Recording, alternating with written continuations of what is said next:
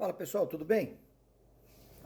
Hoje a gente vai falar de um conjunto de heresias que estão associados a nosso Senhor Jesus Cristo. Quem é Jesus Cristo?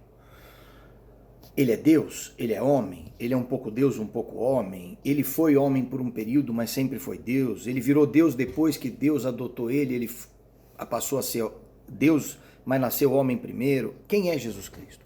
E essa discussão permeou os primeiros 600 anos da igreja, tanto que vários concílios foram feitos para a discussão sobre a natureza de nosso Senhor Jesus Cristo. Quem é Jesus Cristo? Porque pelo Evangelho de João, a gente sabe que Jesus é gerado e não criado, que ele existe com o Pai antes da fundação do mundo, que ele é o verbo de Deus, por ele todas as coisas foram feitas, que ele sustenta todas as coisas, o ser das coisas, ele é o Pantocrator, que ele é o juiz, o justo juiz. A gente sabe que ele é filho de Deus, mas que ele é Deus na Trindade. A gente sabe que ele é consubstancial ao Pai, que ele é feito da mesma substância. A gente sabe que ele é criador, que ele não é criatura. A gente sabe que ele existe desde o começo até o fim da eternidade, ele é o Alfa e o Ômega. A gente sabe que ele é o redentor do gênero humano, mas também o Salvador, aquele que permite, como pontífice, a ponte que une a carne ao paraíso, reabre as portas do paraíso fechadas pelo pecado de Adão e Eva, porque ele redime a humanidade do pecado original, que permite a salvação daqueles que forem batizados na Santa Igreja, viverem uma vida de santidade, obedecendo os mandamentos, os dogmas, vivendo os sacramentos e babá.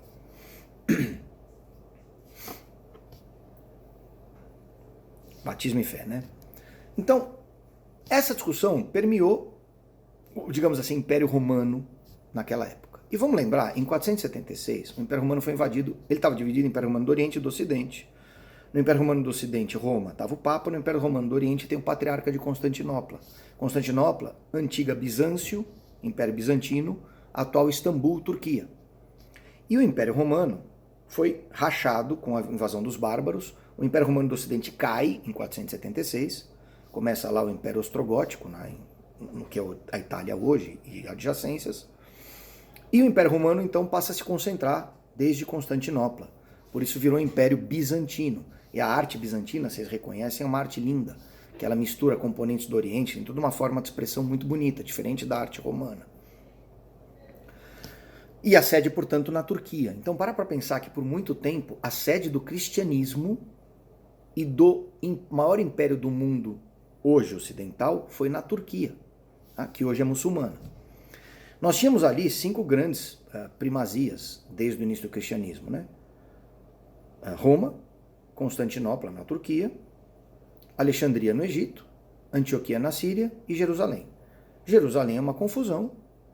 Roma está no Ocidente, sede hoje do Vaticano, mas Antioquia, Alexandria e Constantinopla hoje são muçulmanos. Só para a gente ver a perda que a gente teve no Oriente. Mas vamos para as heresias. O dogma católico diz que nosso Senhor Jesus Cristo, ele é verdadeiro Deus e verdadeiro homem. 100% Deus, 100% homem. Ele é filho de Deus por essência, tá certo? Ele é o Emanuel, o Deus conosco, como o profeta Isaías diz. Jesus possui uma infinita natureza divina, com todas as suas infinitas perfeições. Deus de Deus, como está no credo. Deus de Deus, luz da luz, Deus verdadeiro de Deus verdadeiro, consubstancial ao Pai, gerado, não criado, não é criatura, Cristo não é criatura.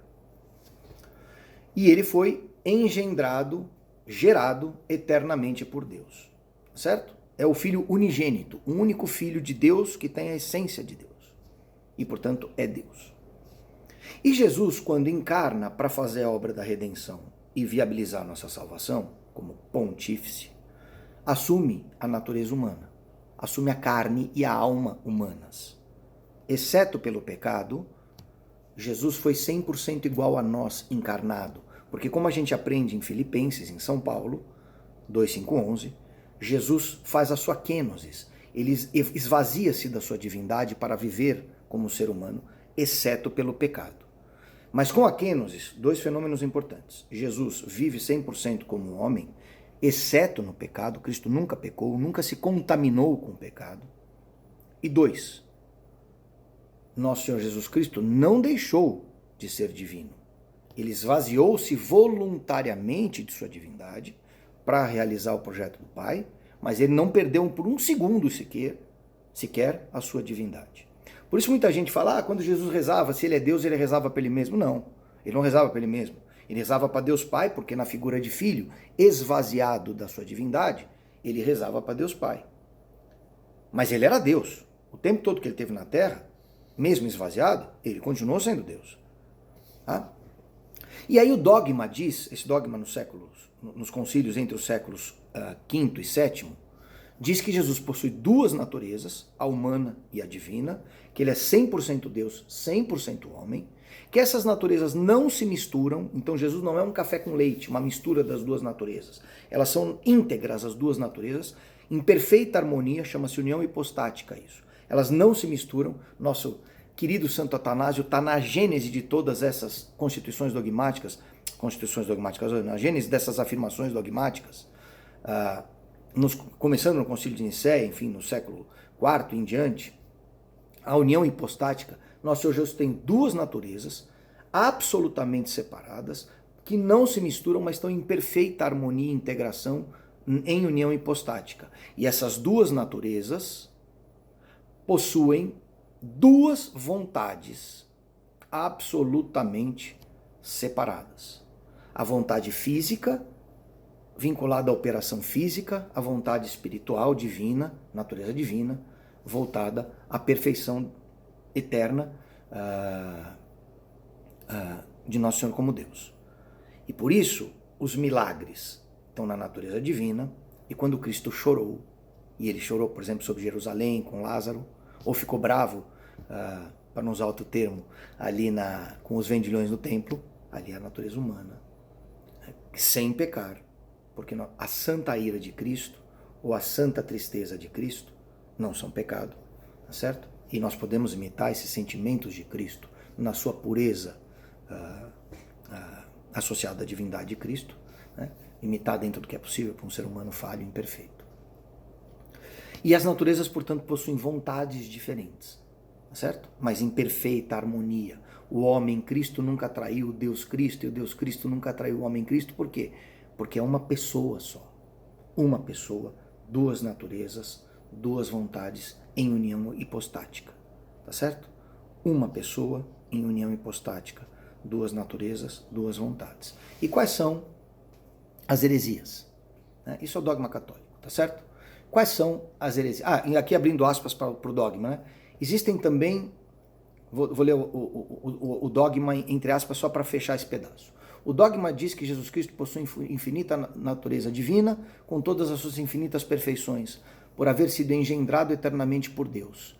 Cristo é possuidor de uma íntegra natureza divina e de uma íntegra natureza humana. A prova está nos milagres e no padecimento. Milagres provam a natureza divina, a morte de Cristo na cruz, carne morre, a natureza humana. Cada uma das naturezas em Cristo possui própria vontade física e uma própria operação física. Existem também duas vontades físicas e duas operações físicas, de modo indivisível, de modo que não seja conversível, inseparável e de modo não confuso. Ou seja, elas são indissociáveis, mas não se misturam. Elas estão unidas hipostaticamente de forma que é impossível separar a natureza humana da natureza divina de Cristo. Mas elas não são misturáveis. E porque essa união hipostática é absoluta, Cristo Deus não pode se separar de Cristo homem, porque é uma pessoa só. Maria, que é mãe de Cristo encarnado, é mãe de Deus. Deu para entender? Maria é mãe de Deus por causa disso. Porque Cristo é Deus. Cristo não é um homem que se fez Deus, ou que homem que foi feito Deus. Cristo é Deus desde antes da fundação do mundo, gerado pelo Pai na eternidade. Que por acaso não, por projeto divino, encarnou-se para a redenção do gênero humano, cancelamento do pecado original, reabertura do paraíso e, portanto, possibilidade de salvação ao gênero humano, a nós, pecadores. E aí, continuando o dogma, existem também duas vontades físicas e duas operações físicas de modo indivisível, de modo que não seja conversível, de modo inseparável e de modo não confuso. Jesus Cristo, continuando aqui, o Pai Celestial, quando chegou à plenitude, enviou aos homens o seu Filho, né? Então, quando São Lucas às vezes dizem, né? Quando veio a plenitude dos tempos, tal, enviou o seu Filho, Jesus Cristo. Cristo, por natureza, por sua natureza humana, era ao mesmo tempo sacerdote e oferenda, mas por sua natureza divina, juntamente com o Pai e o Espírito Santo, era aquele que recebia o sacrifício. Deu para entender? O dogma é este. Essa é a verdade revelada que a Santa Igreja traz no depósito da fé. Isto é imutável. Portanto, qualquer tentativa de separar a parte humana, corpo e alma de Cristo, do seu espírito com Deus, da sua divindade, digamos assim, é herética. Por isso o espiritismo é herético, porque ele separa a carne do espírito, da divindade de Cristo. E perceba, quando Cristo ressuscita, ele ressuscita no próprio corpo dele. Ele não ressuscita em outro corpo. Inclusive as chagas estão lá, ele manda Maria, ele mostra para os apóstolos, e Tomé põe as mãos, e Maria Madalena vê, e ele fala para ela não tocar nele, no limitangere, ou seja, não voltei ao Pai ainda. Portanto, Cristo ressuscita na própria, como nós ressuscitaremos no último dia, seja para a visão beatífica e para a eternidade com o Pai, seja para o inferno. Vai para o inferno na carne também. Por quê? Porque nós somos, como Cristo, um ser só. Só que nós não carregamos a divindade. A nossa divindade, ela vem pelo Espírito, pela graça. Ela é emprestada a nós, por Cristo, no Espírito Santo. Desculpa, pelo Espírito Santo em Cristo. Por isso a graça, né? O estado de graça. Né? Bom, pois bem, acho que deu para entender, né? Espero não tenha ficado confuso. Vamos para as heresias. A primeira heresia que nasceu nessa época foi de Nestório. Quem era Nestório? Patriarca de Constantinopla. O segundo cara mais importante depois do Papa. E o que Nestório diz? Ele diz, como patriarca de Constantinopla, que Cristo tinha duas naturezas, mas que era uma pessoa só, humana, e uma pessoa divina, separadas. Ou seja, uma pessoa humana e uma pessoa divina separadas. Duas naturezas, duas vontades separadas. Ele nega a união hipostática separando Cristo em dois. Cristo tem duas naturezas e duas vontades separadas, mas indissociáveis, conforme a gente aprendeu 5 minutos atrás. Portanto, quando Nestório vem com essa história de duas naturezas, humana e divina, absolutamente separadas, a gente então tem um dogma, uma heresia absolutamente destrutiva. Por quê? Porque eu separo toda a constituição salvífica que eu acabei de explicar. Eu separo tudo aquilo que a gente entende como obra salvífica de Cristo como pontífice. A hora que eu separo a carne da divindade, Cristo perde a capacidade de fazer a obra salvífica que ele faz. Então, essa heresia chamada nestorianismo, ela traz uma segunda aba, uma segunda perninha, que é como ele separa Cristo, sem uni-lo hipostaticamente, Maria passa a ser mãe só de Cristo, e não mais mãe de Deus. Ela é mãe da carne e não mais de Deus. O que significa que ela é Christotokos e não Theotokos. Ora, Maria é mãe de Deus, porque Cristo é indivisível, é inseparável. Portanto, ela é Theotokos. E isso foi usado pelos protestantes depois para dizer que Maria não é exatamente quem é. Que Maria foi uma mulher escolhida para a encarnação, etc. Uma segunda heresia nessa linha, pessoal, veio de um arquimandrita de um mosteiro também em Constantinopla, chamado Eutix. Ficou conhecida como eutiquismo ou monofisismo. Ela é o oposto da heresia de Nestório. Enquanto Nestório dizia que eram duas naturezas com duas vontades e que não tinha união hipostática, portanto separava o Cristo homem do Cristo Deus, e aí criava o problema com Maria, etc., como a gente acabou de falar, o que Eutix dizia? Não, pera só um minutinho. Então, se é uma natureza, um ser humano só, desculpa, um ser só, então só pode haver uma natureza. Não dá para eu ter um ser com duas naturezas. Na cabeça de Eutix isso não fazia sentido. Mas ele falava assim, mas espera aí, Cristo foi homem por um tempo, mas ele tinha uma natureza divina que eu não posso negar. Já sei. Aí vem aquela história do herege, ele tenta conciliar as coisas. O que é o herege? O herege é aquele que escolhe entre duas verdades. Herege é aquele que escolhe. Eu tenho duas verdades que parecem contraditórias, então eu fico angustiado e escolho uma delas. Esse é o herege. Então, Maria é mãe do Cristo homem, mas não é mãe do Cristo Deus. Herege.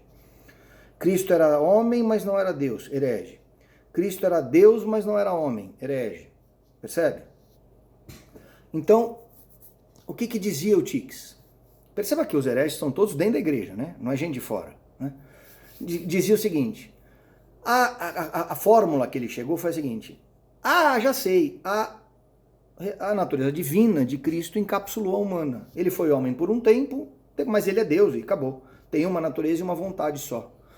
E aí a gente tem uma situação complicada também, porque toda a lógica salvífica vai pro buraco. Por quê? Porque se Cristo não resgata a carne, e a carne dele é encapsulada pela divindade, a gente não vai ser divino nunca, a nossa carne não pode ser resgatada, como é que a gente vai para o céu?